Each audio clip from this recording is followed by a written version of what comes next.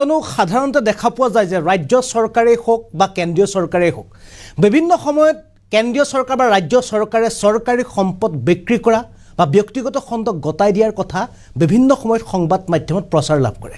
কিন্তু ইয়াৰ বিপৰীতে এবাৰ আপ চৰকাৰ, কিয়নো আম আদমি পাৰ্টিয়ে এবাৰ চৰকাৰৰ সম্পত্তি ব্যক্তিগত খণ্ডক বিক্ৰী কৰাৰ বিপৰীতে এবাৰ ব্যক্তিগত সম্পত্তি ক্ৰয় কৰি চৰকাৰী তালিকাত সংযুক্ত কৰিছে আপ চৰকাৰে।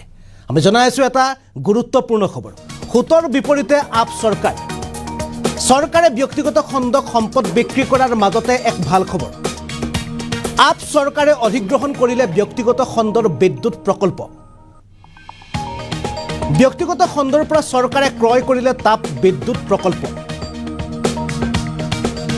540 মেগাৱাট জিবিকে পাৱাৰ তাপ বিদ্যুৎ প্ৰকল্প ক্ৰয় কৰিছে আপ চৰকাৰে। ইতিমধ্যে 1080 কোটি টকা কোম্পানীক প্ৰদান কৰিছে পাঞ্জাবৰ আপ চৰকাৰে, যাৰ মূল্য প্ৰকৃততে 4500 কোটি টকা। কিন্তু পাঞ্জাবৰ আপ চৰকাৰে শক্তি প্ৰকল্পটো ক্ৰয় কৰিলে মাত্ৰ 1800 কোটি টকা। পাঞ্জাবৰ কোম্পানীসমূহক পৰ্যাপ্ত বিদ্যুৎ যোগানৰ বাবে চৰকাৰৰ এই বৃহৎ পদক্ষেপ। ব্যক্তিগত খণ্ডত অধিক দামত বিক্ৰী কৰা হৈছিল বিদ্যুৎ। লোকচানৰ সন্মুখীন হৈছিল তাপ বিদ্যুৎ প্ৰকল্পটোৰ কৰ্তৃপক্ষ। ইয়াৰ মাজতে ৰাজ্যবাসীৰ বাবে কম মূল্যত ক্ৰয় কৰিব বিদ্যুৎ। চৰকাৰে ব্যক্তিগত খণ্ডক সম্পদ বিক্ৰী কৰাৰ মাজতে এইবাৰ আহিছে ভাল খবৰ। আমি ইতিমধ্যে জনাই আছোঁ, বিভিন্ন সময়ত সংবাদ মাধ্যমত বাতৰি প্ৰচাৰ হয় যে কেন্দ্ৰীয় চৰকাৰে হওক বা দেশৰ বিভিন্ন ৰাজ্য চৰকাৰে হওক তেওঁলোকে বিভিন্ন সময়ত সম্পদ বিক্ৰী কৰে বা ব্যক্তিগত খণ্ডক সম্পদ বিক্ৰী কৰাৰ খবৰ বা ব্যক্তিগত খণ্ডৰ চৰকাৰী সম্পদ ব্যক্তিগত কোম্পানীক লিজত দিয়াৰ খবৰ সংবাদ মাধ্যমত প্ৰকাশ লাভ কৰে। কিন্তু এইবাৰ ইয়াৰ বিপৰীত দৃশ্য দেখা পোৱা গ'ল পাঞ্জাবৰ আপ চৰকাৰক, কিয়নো প্ৰথমবাৰৰ কাৰণে আপ চৰকাৰে ৰাজ্য চৰকাৰ বা দেশৰ সম্পদক ব্যক্তিগত খণ্ডক বিক্ৰী কৰাৰ বিপৰীতে ব্যক্তিগত খণ্ডৰ কোম্পানী এবাৰ চৰকাৰে ক্ৰয় কৰিছে আৰু চৰকাৰে ক্ৰয় কৰি চৰকাৰী সম্পত্তিৰ তালিকাত অন্তৰ্ভুক্ত কৰিছে এটা তাপ বিদ্যুৎ প্ৰকল্প, যিটো প্ৰকল্পৰ পৰা 540 মেগাৱাট বিজুলী উৎপাদন কৰিব চৰকাৰে আৰু যিটো প্ৰকল্পৰ প্ৰকৃত মূল্য আছিল প্ৰায় 4000তকৈ অধিক আৰু 4000তকৈ অধিক মূল্যৰ এই প্ৰকল্পটো মাত্ৰ 1080 কোটি টকাত সম্পূৰ্ণ প্ৰকল্পটো ক্ৰয় কৰিছে এবাৰ আপ চৰকাৰে। প্ৰকল্পটো ক্ৰয় কৰাৰ পাছতে দিল্লীৰ মুখ্যমন্ত্ৰী অৰবিন্দ কেজৰিৱালে সংবাদ মাধ্যমত তেওঁ মন্তব্য প্ৰদান কৰিছে। তেওঁ কৈছে যে এতিয়াৰ পৰা পাঞ্জাবৰ সাধাৰণ জনতাক পূৰ্বতকৈ কম দামত বিদ্যুৎ যোগান ধৰিব পাঞ্জাবৰ আপ চৰকাৰে। আৰু ৰাজ্যত যদি এখন ভাল চৰকাৰ থাকে, যদি এখন নিকা চৰকাৰ থাকে, এনেদৰে চৰকাৰে ৰাইজৰ হিতৰ কাৰণে কাম কৰি যায় বুলি তেওঁ মন্তব্য প্ৰদান কৰিছে। প্ৰথমতে আমি আম আদমি পাৰ্টিৰ দিল্লীৰ মুখ্যমন্ত্ৰী অৰবিন্দ কেজৰিৱালৰ আজি যিটো প্ৰসংগ অৰ্থাৎ তাপ বিদ্যুৎ প্ৰকল্পটো ক্ৰয় কৰাৰ সম্পৰ্কত যিটো মন্তব্য দিলে, এই মন্তব্যটো পোনে পোনে দেখুৱাই ল'ব বিচাৰিছোঁ। आज बहुत खुशी का दिन है पंजाब के लिए और ऐतिहासिक दिन है कि 540 मेगावाट का ये पावर प्लांट जो है ये प्राइवेट सेक्टर से खरीद के सरकार अब चलाएगी इसको। प्राइवेट सेक्टर में ये घाटे में चल रहा था।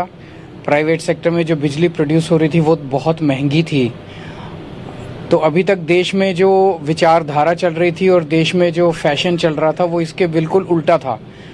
सरकारें आती थी, जब भी किसी भी पार्टी की सरकार हो, चाहे राज्य में आती हो चाहे केंद्र में आती हो, वो सरकारी महकमे बेच के प्राइवेट को दे देती थी और वो भी महंगे सरकारी महकमे उनकी ज़मीनें सस्ते में अपने दोस्तों को, अपने रिश्तेदारों को बेच देती थी।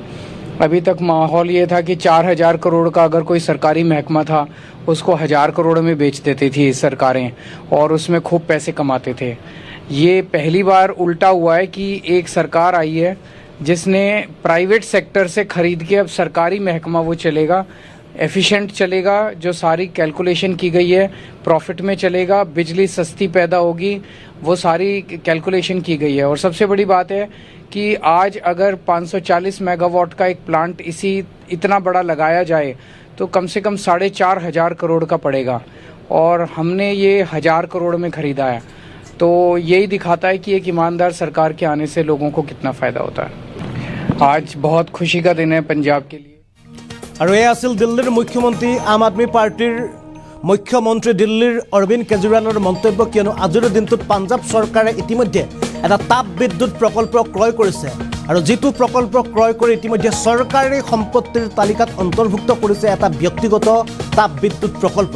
আচলতে সুতৰ বিপৰীতে এইটো কাৰণেই ক'লোঁ, কিয়নো বিভিন্ন সময়ত সংবাদ মাধ্যমত বাতৰি প্ৰচাৰ হয় যে চৰকাৰী যিসমূহ সম্পত্তি আছে এই সম্পত্তিসমূহক কেন্দ্ৰীয় চৰকাৰেই হওক বা দেশৰ বিভিন্ন ৰাজ্য চৰকাৰে এই সম্পত্তিসমূহক চৰকাৰী সম্পত্তিসমূহক ব্যক্তিগত কোম্পানীক তেওঁলোকে লিজত দিয়ে বা ব্যক্তিগত কোম্পানীসমূহক সেই চৰকাৰী সম্পত্তি বিক্ৰী কৰে।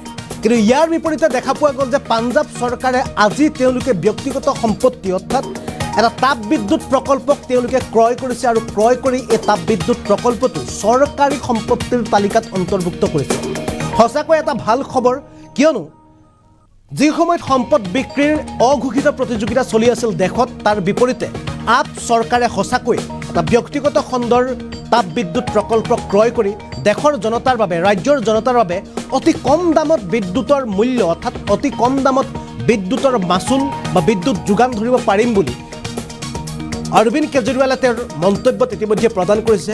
আৰু নিশ্চয়কৈ 540 মেগাৱাটৰ এটা তাপ বিদ্যুৎ প্ৰকল্প ক্ৰয় কৰাৰ পাছত ৰাজ্যৰ বহু লোকক বা ৰাজ্যৰ বহু প্ৰতিষ্ঠানক, বহু ব্যক্তিগত খণ্ডৰ প্ৰতিষ্ঠানক বা বহু ক্ষেত্ৰত সকাহ দিব এখন চৰকাৰক বিদ্যুৎ যোগানৰ ক্ষেত্ৰত। আৰু পূৰ্বতকৈ যে বিদ্যুতৰ মাচুল কিছু পৰিমাণে হ'লেও চৰকাৰখনে ক্ৰয় কৰিব কম কৰিব পাৰিব বা পূৰ্বৰ নিৰ্ধাৰিত বিদ্যুতৰ মাচুলতকৈ যে চৰকাৰখনে জনতাক সকাহ দিব পাৰিব, ইয়াৰ পৰা স্পষ্টকৈ ওলাই পৰিছে। আৰু অৰবিন্দ কেজৰিৱালে লগতে কৈছে যে এখন নিকা চৰকাৰ থাকিলে, এখন ভাল চৰকাৰ থাকিলে জনসাধাৰণে এনেধৰণে সুবিধা লাভ কৰে চৰকাৰৰ পৰা। আমি পুনৰ এবাৰ অৰবিন্দ কেজৰিৱালৰ সেই বিশেষ মন্তব্যটো আকৌ এবাৰ দেখুৱাব বিচাৰিছোঁ। खुशी का दिन है पंजाब के लिए और ऐतिहासिक दिन है कि 540 मेगावाट का ये पावर प्लांट जो है ये प्राइवेट सेक्टर से खरीद के सरकार अब चलाएगी इसको। प्राइवेट सेक्टर में ये घाटे में चल रहा था। प्राइवेट सेक्टर में जो बिजली प्रोड्यूस हो रही थी वो बहुत महंगी थी। तो अभी तक देश में जो विचारधारा चल रही थी और देश में जो फैशन चल रहा था वो इसके बिल्कुल उल्टा था। सरकारें आती थी, जब भी किसी भी पार्टी की सरकार हो, चाहे राज्य में आती हो चाहे केंद्र में आती हो, वो सरकारी महकमे बेच बेच के प्राइवेट को दे देती थी और वो भी महंगे महंगे सरकारी महकमे उनकी ज़मीनें सस्ते में अपने दोस्तों को, अपने रिश्तेदारों को बेच देती थी। अभी तक माहौल ये था कि 4000 करोड़ का अगर कोई सरकारी महकमा था उसको 1000 करोड़ में बेच देती थी सरकारें और उसमें खूब पैसे कमाते थे।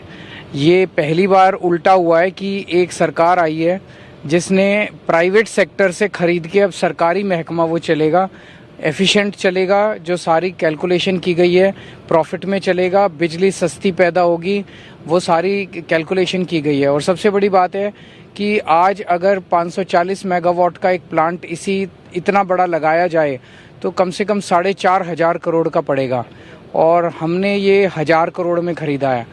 तो यही दिखाता है कि एक ईमानदार सरकार के आने से लोगों को कितना फ़ायदा होता है। आज